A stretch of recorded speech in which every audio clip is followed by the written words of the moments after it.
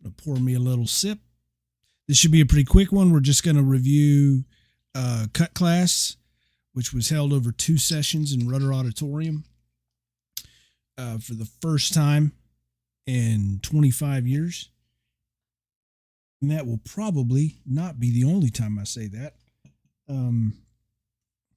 because it is a big damn deal. First time on campus in 25 years in Rudder Auditorium, where Cut Class was held on occasion. Lots of folks remember Cut Class in the Grove outside. Today, modern times up until this year, Cut Class was held at the Dixie Chicken, Hurricane Harry's. During COVID, it was held outdoors. So this is a welcome new experience for everybody, and as we're going to see, the impact on numbers there was, man, it was great. So hoping those numbers turn into do what they do in any normal year. In any normal year, you've got your cut class, and then you wind up with about twice as many people ultimately participating in Bonfire, taking cut classes when they get out to the woods, and just late additions to the party there. So if these numbers hold up, that it's going to be nuts. So without further ado, we'll go ahead and get started. And fair warning, again, for anybody who is new to how this thing works. This is the first time I'm going through these photos. This is a process that I go through after every session of photos that I take, where I got to sit down and go through them and see if I got the shots I was looking for. And then while we're at it, talk about what we're looking at. It's a process I go through anyway. And so I figured just turn the camera on while it's happening. And you're also going to see in Rudder here, I'm going to be doing a lot of bringing the exposure back. But that's expected in this environment. So in any event, we're going to go through, we're going to pick out the ones that we're going to post on the gallery. And then within the week, we're going to see all these posted on the gallery, dion-c.me. So we start with, this is everybody. This is before the first cut class session. So this was Tuesday. And this is everybody getting ready for one more run through. Junior red pots here. Here's some of the brown pots. We're gonna see them all in other shots. And so they're starting their final run through before their first class right now. Doing the junior red pot introductions. Answering a question here in the chat. Yeah, we're all anticipating a big burn turnout. Very big. So to all the motivators and all the motivated out there, I would highly suggest in part with that question, are we expecting a big turnout? Yes, absolutely. And it's going to be a challenge. I think it's going to be a challenge this year to accommodate so many people, and it's a challenge that can be overcome. We're looking at these Aggies taking the first step towards, they've already been working, but the first step where everybody is participating in Bonfire, in a process that's going to take months, almost 3 months. And so they are going to, they're going to be working, very hard and, doing something pretty extraordinary. They're going to be able to use your help. So if you've got any kind of motivation at all for helping make this an outstanding burn, a record audience, getting as many people in there as possible. Stay tuned to Bonfire. Follow them on Facebook, on Instagram. Reach out to Bonfire, info@bonfire.ag. And we'll get you lined up with an opportunity that you can have to help build the hell out of Bonfire 24. So, for the record, cut class is not started yet. This is not the audience. They're still doing their run throughs, and I'm still figuring out where would be a cool place to take some photos. At this point, people are getting checked in or coming in to get checked in. The greens are here. So any minute, people are going to start coming in. This is just their last chance to run it through. And they'd been working on this for a while. This year's cut class was, in a lot of ways, different. Years ago, we were talking to somebody in insurance and looking at the insurances for Bonfire to carry, and we were connected with an old ag who was an insurance agent, and they asked, for the purposes of insurance, do you still do cut class? And the answer was yeah. And cut class is, when he asked what, I remember our cut class, what was yours like? And we explained that, there's just so much to learn at Bonfire that generally the primary function of cut class is to introduce the people to the people who are going to be telling them what they can do, what they can't do, what they should stop doing, what they should start doing, and then high level safety stuff.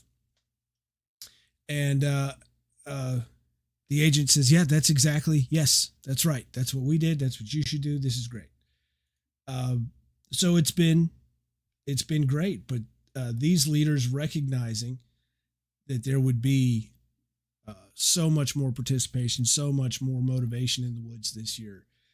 They took it upon themselves to, I don't want to say transform cut class, but add to it. And there was more active involvement from the seniors in the presentation of cut class. They became almost the narrators of what was going on behind them. And that evolved from one night to the next. I mean, it was really motivating to be there for both nights and watch the evolution of the presentation and the content. And it started with significant, what I would consider improvements. More context, more information. This is what you're looking at. This is the reason why this happens this way. And then into the next night, even more professional, more polished, more smooth,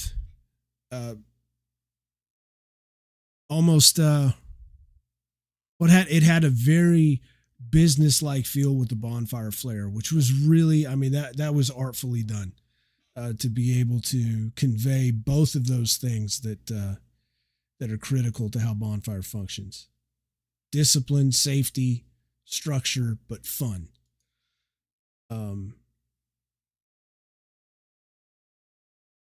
Now at this point, they're beginning to let people in.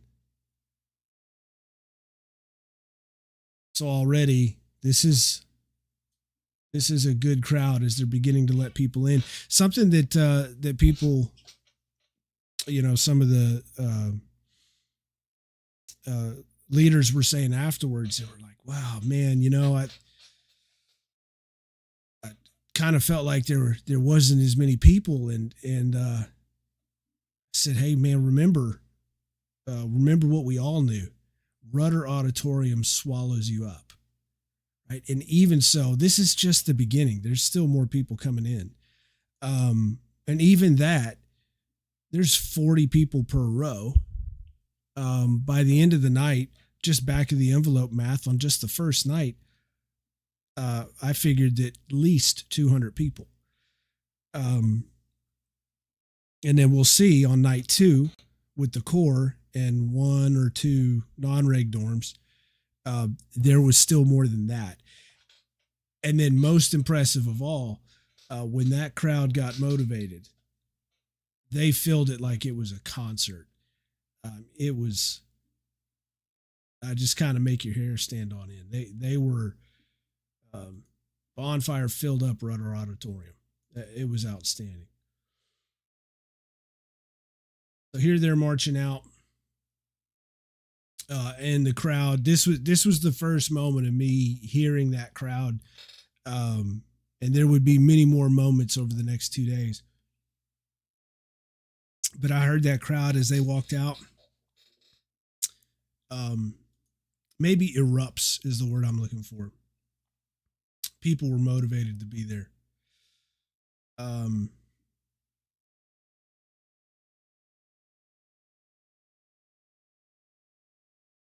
Ran around to the other side.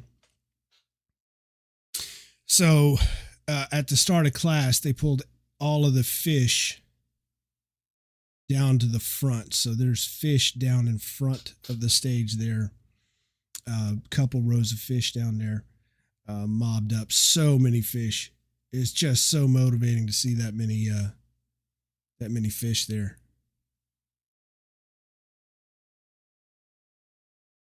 Now they're doing live fire, their introductions. These are your junior red pots for 2024, and from here over, going to be your brown pots.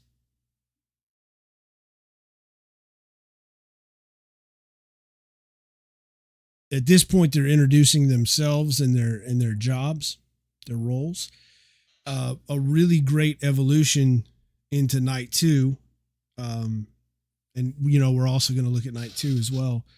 A really great evolution was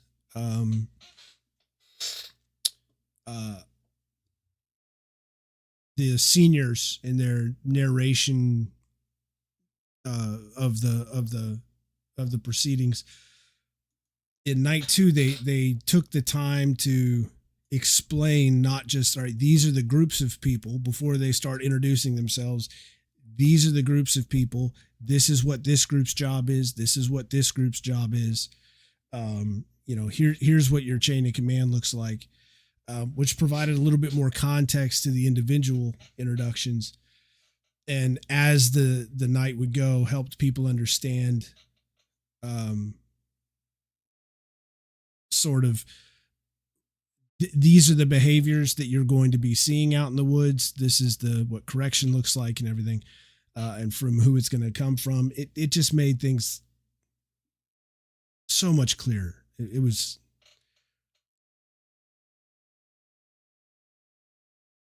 I enjoyed it.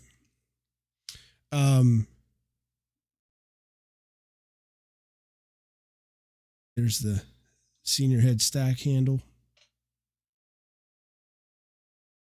Now, this first night was mostly non-reg. So if you're looking out there and you're wondering where the core is, I mean, there's a handful of core, but this wasn't the core's night. The core's session was the next day. So keep that in mind as we're looking. You're going to see core with their own night.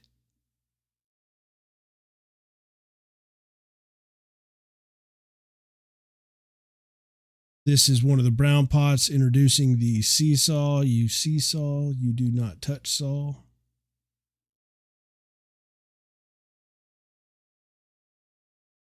Like that shot. That sign, somebody asked me where that sign came from. I have no idea where that sign came from. That sign has been around for as long as I can remember.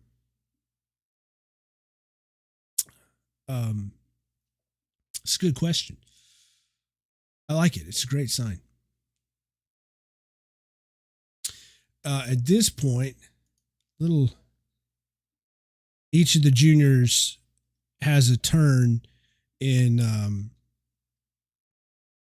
explaining one set of Bonfire's rules and policies for this year or any year. Part of the reason why cut class is important for everybody is that even people who've participated in Bonfire before know the drill. Cut class is the opportunity to introduce to everybody at the same time any new rules, policies,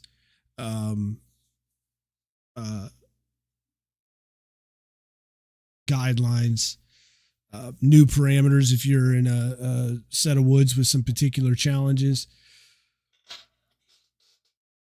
So cut class is primarily for the fish, but there is content in it that is important for everybody. And, your first set of things that is going to be communicated is the rules as communicated by the juniors. So same rules this year is that everybody's got to have a pot, jeans with holes no bigger than a quarter, shirt with sleeves, cover your shoulders, and no alcohol, no drugs, no racist, sexist jokes, things like that, no hazing, zero hazing. And all of these are no tolerance policies that'll get you sent home. And it's always good to hear the juniors communicate those.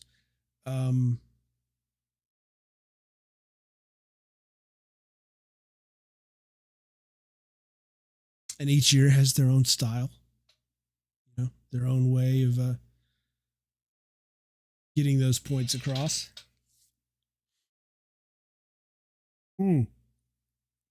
If you're planning on coming to cut, I forgot there's this other rule I was trying to think of.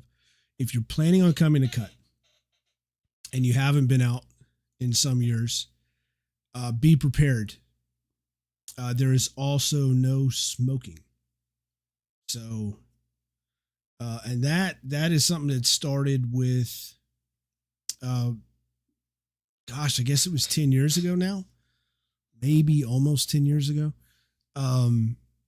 The first summer where there was there was a drought, there was an active burn ban throughout cut. Wasn't one of those deals where it dried up in the fall. It had been dry in the spring and it stayed dry through the summer. And so there was an active and very serious burn ban in place, fire hazards all over the state. And Bonfire said, okay, no more smoking in the woods. And not only did it improve safety in that particular year, but, on further consideration, every year after that, they said, you know what, let's just stick with the no smoking thing. And so that even, we're not in a burn ban now, but that's just something that they stick to. No smoking in the woods. And as good as they do at cleaning up after themselves, the crews have to clean up after themselves, then the juniors practically live out there. And so they're following behind, as good as they are at keeping up with that. A lot of cigarette butts is a lot to keep up with. So that it helps in that respect too. But there are acceptable forms of chewing tobacco. Let me see if I can remember them. Copenhagen, snuff, chew, snooze, red man. Yeah. Those are acceptable.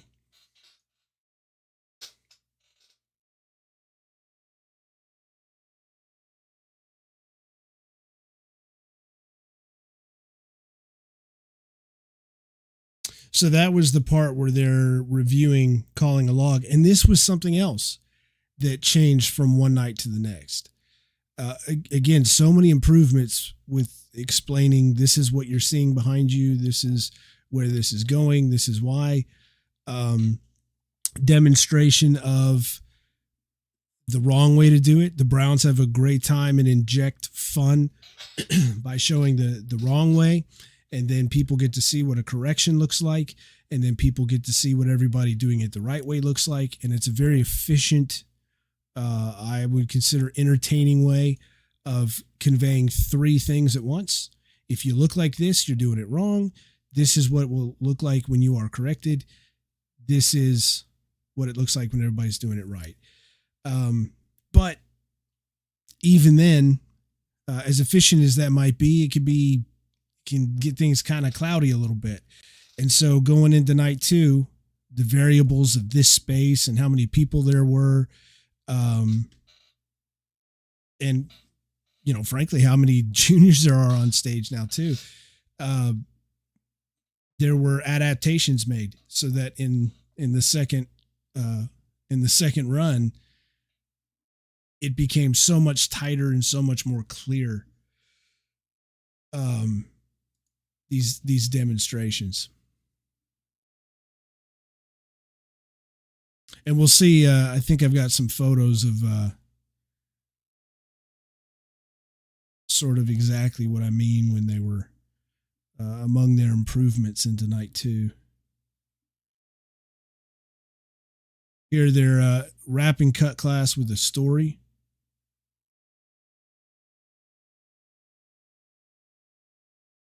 And then after the story, yell practice. That's the end of the first. Old Army does it twice.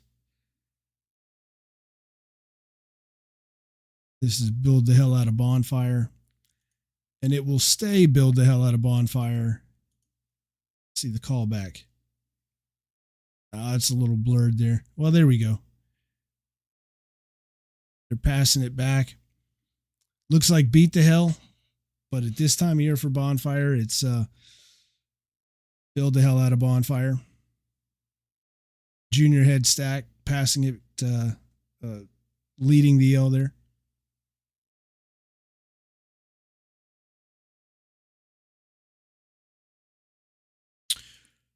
And so that's the end of night 1. So we go into night 2.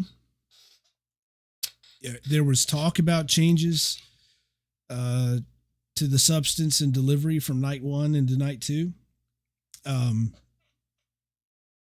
I was as interested as everybody else in what night 2 to night 1 would look like. Even possibly exactly the same. Who knows?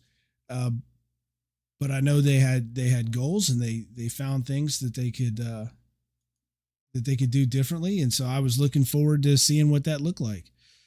Here we see the head stack pot. That was, I don't know if I stopped on any of these. These didn't really turn out so good, but you get an idea. The front of Rudder Plaza was packed with people checking in. I mean, it was here, all around back here, behind me, off to the side. All the outfits checking in, and again, some non-regs. Something cool they did this year, I think in keeping with, this sort of return to normalcy. They reintroduced cut class stickers to put on your ID. So you get a cut card to carry around, but your student ID can also serve as your cut card. You get a cut card sticker and slap it on there. I got to get me one of those. I don't have a student ID anymore, but got to get me one of them stickers. So while I was up there, there were a lot of former students who were rightly really motivated about having a cut class on campus. And especially a few of the folks on this pot. This is the head civilian pot. And so I took a picture of the back of it and some of those names on there and sent it to those guys and said, you're up in Rodder Auditorium again. And I know they appreciated seeing that and seeing these Aggies especially out there. This is the core still filling in. Check-in ran long. There was just that many people. And it is starting to represent what I talked about being a possibility the number of people that were in the woods for chief cut. So you got your crew chiefs and yellow pots for the non-regs and your butt pots and piss pots for the core. And the core woods had enough people that it would have been considered a good weekend in the woods in lots of years if that was the entire core participation, but it wasn't. Like every individual that you saw out in the core woods for chief cut represented 5, 10, 15 other people that they would be leading on the next weekend. And you started to get a glimpse of that might be the reality with cut class and the number of people that were there. So the seniors, that was one of the seniors waiting in the wings.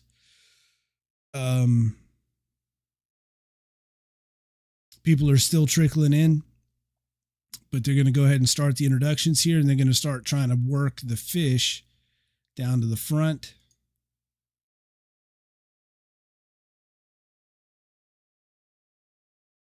So there's a few moments of slow chaos as the fish work down to the front. Everything at Bonfire is for the fish. Everything. Regardless of where you land in the Bonfire experience, climb the ranks, what have you, your fish bonfire is always going to be, that's the one. You're going to do some great things. You're going to do some, have some really great opportunities as you proceed.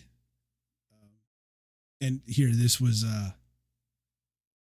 just an illustration of the quantity of core that was out there. And there's a couple rows behind me. And then there's 2 rows in the front. So a couple rows behind me of, I'd say those rows are about half to a third full. And then the front was packed with fish sitting on the floor.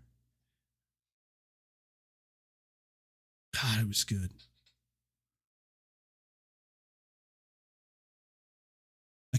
I keep coming back to this one, of course. By the time this gets posted, right, one of the things that happens, I go through and review, and I like this one, I like this one. And then in the last review, I'll figure out that I've selected like 10 photos that look exactly the same.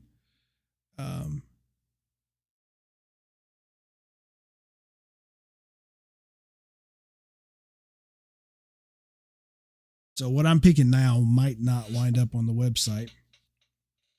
More introductions. So we've seen these, the introductions, sort of the same process.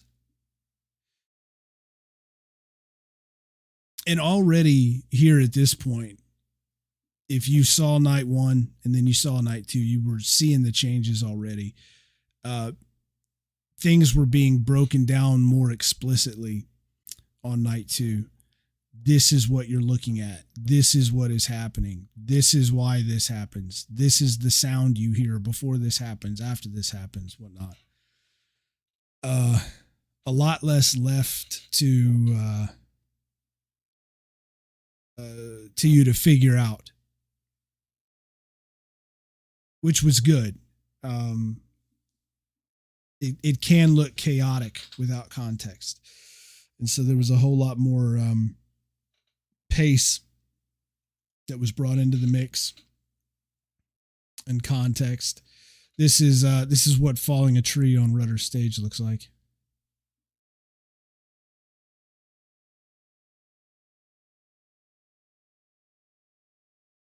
A lot of reference, a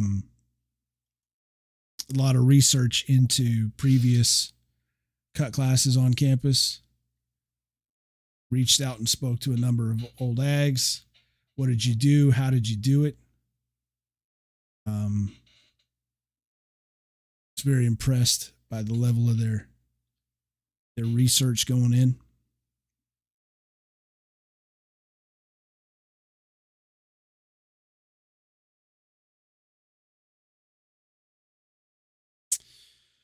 Um, Snuck around to the back. I like this shot for the work, but that just looks like a empty little stretch of Rudder Auditorium behind that way.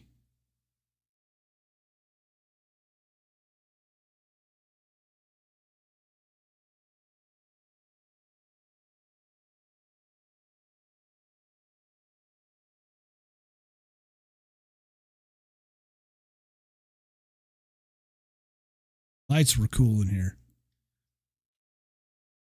Really like the lights in and behind Rudder. So we're drawn to an end here. At this point, they're continuing to demonstrate the process of moving a log. And where was that photo? I thought I took a photo. I might have just heard it, not taking the photo. Just been soaking it in. But something they did that I thought was brilliant and very effective.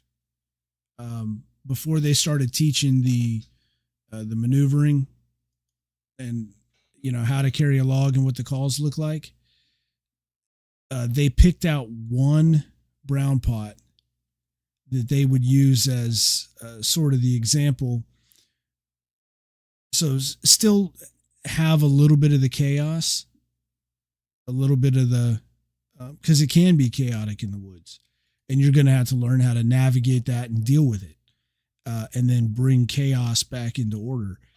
And people are going to make mistakes, and that happens. And so you want people to understand, like, we'll work you through it. We'll correct you. And that correction will be quick and intense, because we got to get you back to right real quick for everybody's safety. But then you're going to get back on the thing and you're going to get back to doing your job, right? Nobody's, you're not getting sent to timeout, right? We're going to help you get better. And so what they did was they picked out one brown pot and then indicated to everybody, this will be the one brown pot who is going to demonstrate the wrong way to start things. Watch, because sometimes you might do something like that thinking that you're doing it right. What you see first is wrong. He will be corrected, and then he will do it right with everybody else. And doing it like that was such a great idea and so well executed. I'm not sure anybody saw me. I hope they didn't, but I went around the back and shoved the camera lens up underneath the curtain. This turned out pretty cool, I think.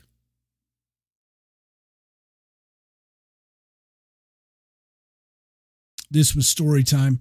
I tried to stay off the stage. If I was getting things from behind the stage or whatever, I was going into the side doors to go around the back and not be a distraction.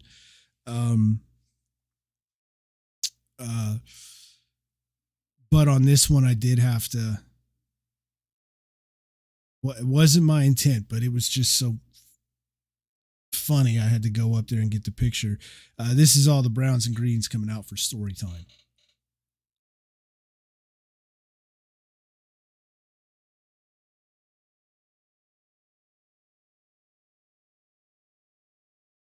Yell practice for the last session of on-campus cut class. As we finish out these slides, if you intended to participate in cut class, you wanted to, or maybe you didn't know, you didn't hear about it, and now you want to do it. Just because you missed cut class doesn't mean that you cannot participate. Come out to first cut, have a pot, have jeans with holes no larger than a quarter, have a shirt that at least covers your shoulders. And you need a shirt that covers your shoulders. Don't come out in a tank top. You'll ruin your day. Steel toe boots. Don't worry about gloves.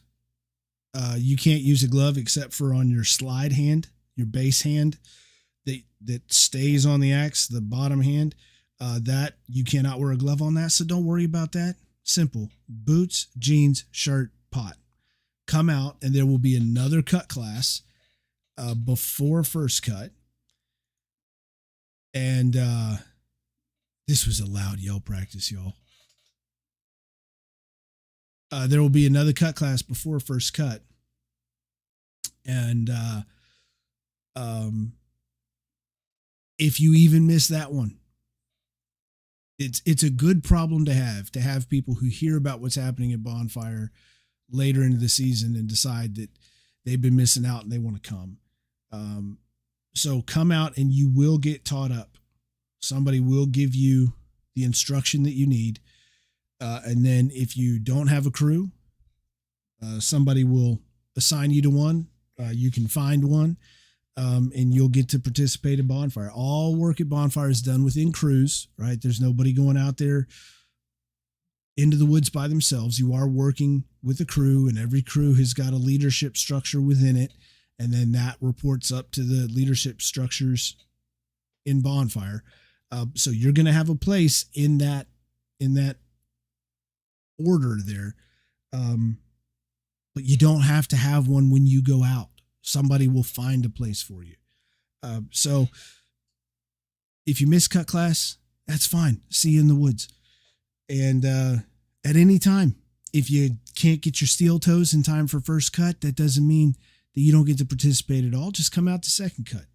And the Aggies will find a way to help you find your motivation out there. So there it is. That's photos from first cut class on campus in 25 years. It was a great time. It was motivating. It was impressive. I can only imagine what first cut is going to be like. I can only imagine what the entire season is going to be like. It's going to be motivating as hell. Follow it on the gallery, dion-c.me. I'll be at pretty much everything that happens. I'll be there taking some photos. Follow on Instagram, Dion C Gallery, Facebook, YouTube, Perimeter Fires podcast. We've got another episode that is where I made the decision. We're going to split it into two parts. It's a tour of campus with Frank Cox with a video element that is a map that you can kind of follow where we are and do a tour with Frank Cox yourself. That'll be coming out, and we've got more conversations there. And of course, most importantly, this time of year now, we're going to focus on these Aggies and what they're doing, and giving them all the support we can. So an outstanding start to the year, outstanding cut class, a big moment. Look forward to many more like these in the future, and look forward most of all to Bonfire 2024. Build the hell, Aggies. We're pulling for you. We support you. To find out more about how you can support Bonfire, info@bonfire.ag, info@bonfire.ag. There you have it. Cut class, Bonfire 2024. Next thing, first cut this Sunday. Build the hell out of Bonfire, Aggies.